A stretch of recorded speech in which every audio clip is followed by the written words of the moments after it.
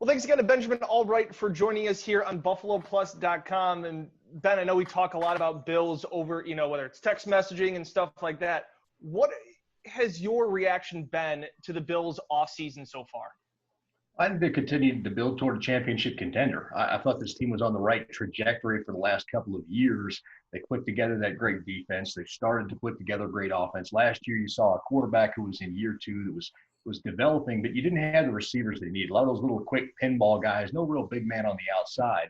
And we know that they went down there to Clemson and they were eyeballing maybe a T. Higgins in the draft, but they came away from that pro day unimpressed. They recognized that it's going to take a rookie wide receiver a couple of years to get there. And they said, we're in our window now.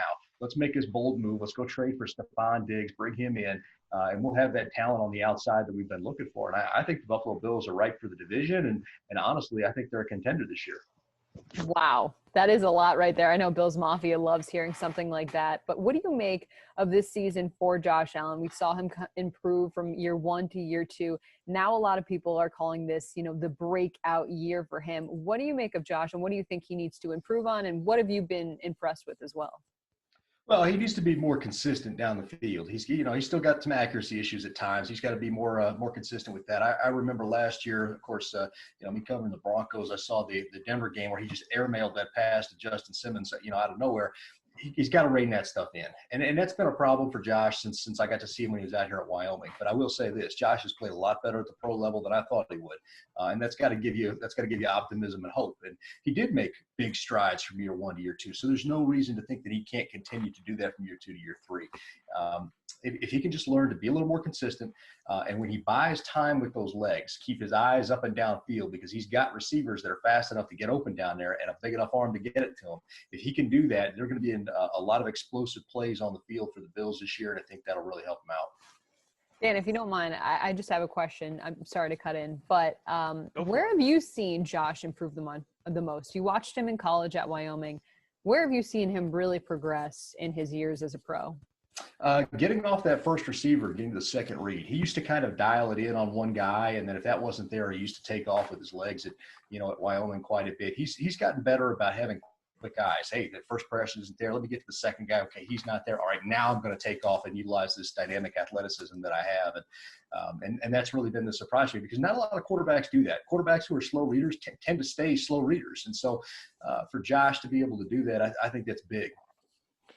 Going back a little bit, it's off of Josh, but two-part question. One, were you surprised by the move by Brandon Beane to go get Stefon Diggs? And two, how much does he change this Bills offense? Even though he's not a huge guy, but I still think, maybe he's that deep threat. How does he change this offense?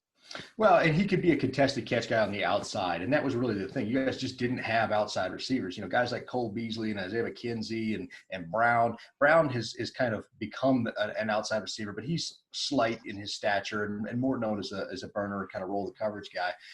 Diggs gives you a guy that can work you underneath. He's physical. He boxes out with the body. You double team him. He's a contested catch guy. And so, he gives you that physical threat that I guess the Bills have really kind of lacked at the receiver position. I thought it was a great move to go get him.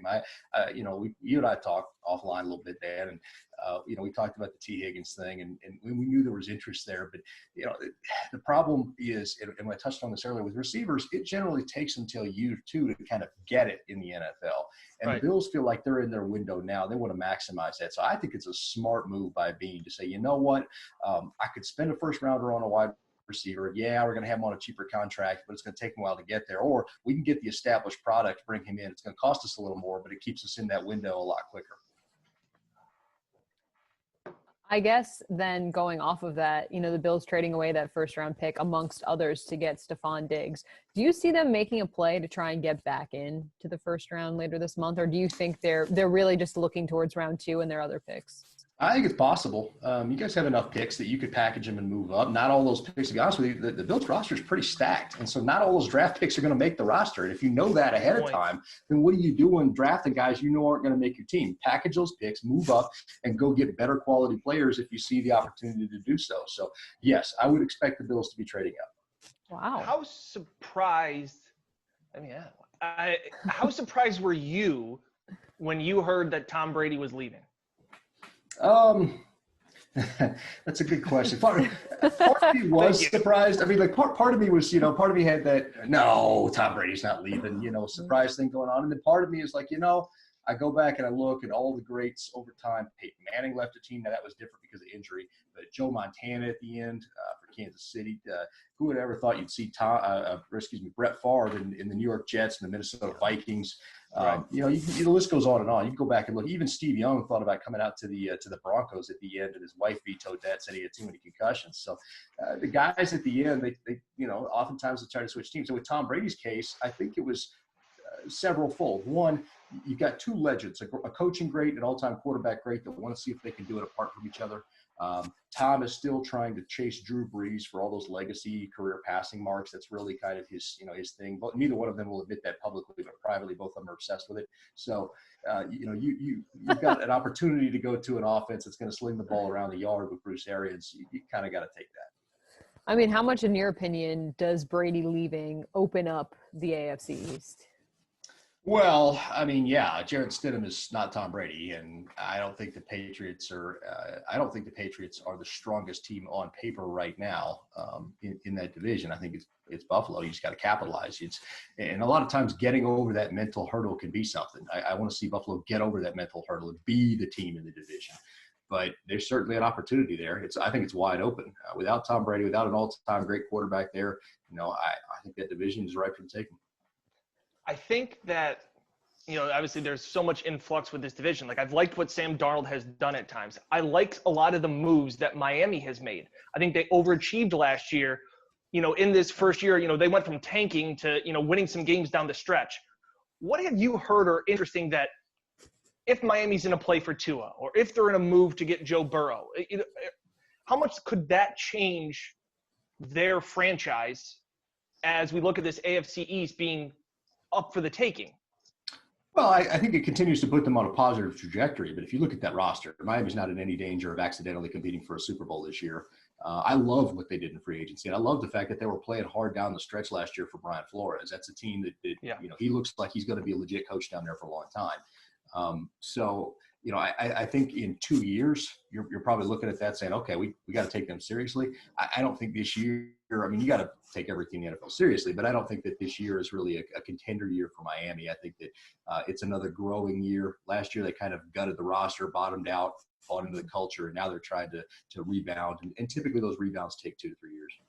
And just going off that, I saw you tweet the other day that people are higher on Tua and lower on, or executives are lower on Joe Burrow. Was that something you were saying? No, it was higher on Herbert and, and lower on Tua than perhaps the fans and media kind of are. And that's not every team, but by and large, that was kind of the opinion. A lot of the execs out there kind of feel like that Herbert is another Josh Allen, maybe even a little more polished coming out.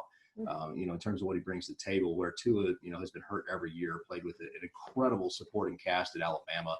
Saw somebody was floating a graphic today, and they're like, "Oh, Tua was so special." And then I go back and look at this play, and Tua had 7 seconds to throw the ball, literal 7 seconds. I'm not being hyperbolic. 7 seconds to throw the football, and was late in getting the ball to Henry Ruggs, who was wide open down the field. And I'm like, man, that's not special quarterback play. That's insane blocking, throwing to the fastest wide receiver in football. So not too tough. Not really. I could have put up touchdowns in that Alabama offense.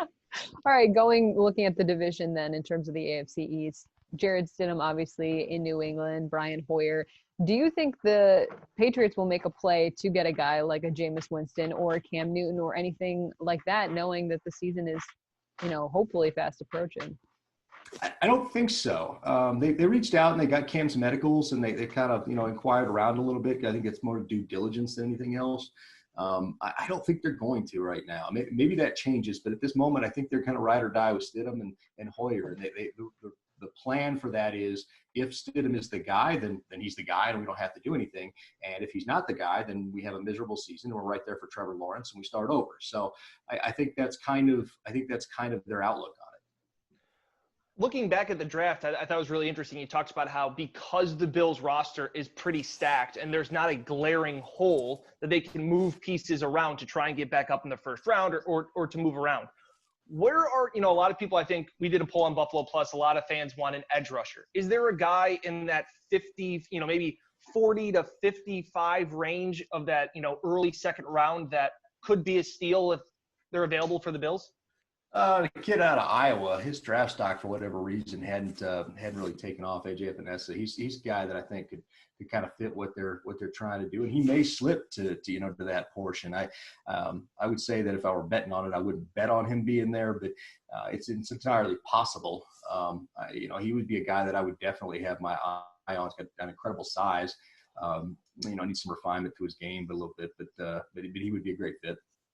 Jumping off the point that this roster is different than it has been in a lot of years for this Bills team, so much talent. What do you now make as the biggest need now heading into the draft and later on into free agency for Buffalo? Biggest need. That's a good question. I'd like to see them get another running back that you could pair 1-2 and have a career punch there. I think they've kind of made do with like a committee kind of deal, and obviously you got the young kid there that's very good. But I'd like to see them get somebody who's just a battering ram. I'd love to see Buffalo wind up like A.J. Dillon out of Boston College. He's kind of like Derrick Henry a little bit, big guy, massive guy, would just mow you over. And that kind of power with that offensive line and a big guy like Allen and that kind of power coming downhill with you, that's just tough. As a defense, it takes some of the wind out of your sails before you get on the field. When you look how big that I got to tackle that guy all day. So it's it just takes a little bit out of you. I have one more question. With everything so up in the air right now, just in terms of, everything going on with coronavirus and the concerns with that, how huge is it for you to think that this Bills team has so much stability in head coach, in GM, in offensive and defensive coordinators, in offensive line, in Josh Allen? How huge is that for a team like the Bills?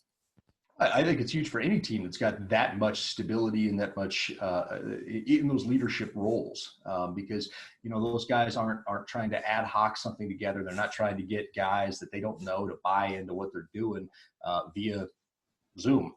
So it's it can be a little bit tougher if you're not in person with somebody, especially something like that. In football, you're asking guys to put their bodies on the line every game. You're asking a dude to go through 50, 60 car crashes in a game for you. And so having that in-person connection and having that in-person, hey, I'm asking you to do this, believe in me, is a lot easier to do than doing it with a phone call or a video chat. So I think that's a good point. Having that kind of stability and that kind of leadership in place helps get guys to buy in. And, you get the veterans to reach out to the young guys going to be joining your team and get them in the culture, get them in the program, and makes it a lot easier. This whole thing is so up in the air. Obviously we always talk about how the NFL season, you can never predict it. We're just kind of hoping that we have an NFL season, I think, to look forward to in 2020. So Benjamin Allbright, thank you so much for joining us. Always appreciate your opinion, and make sure to keep watching here on BuffaloPlus.com.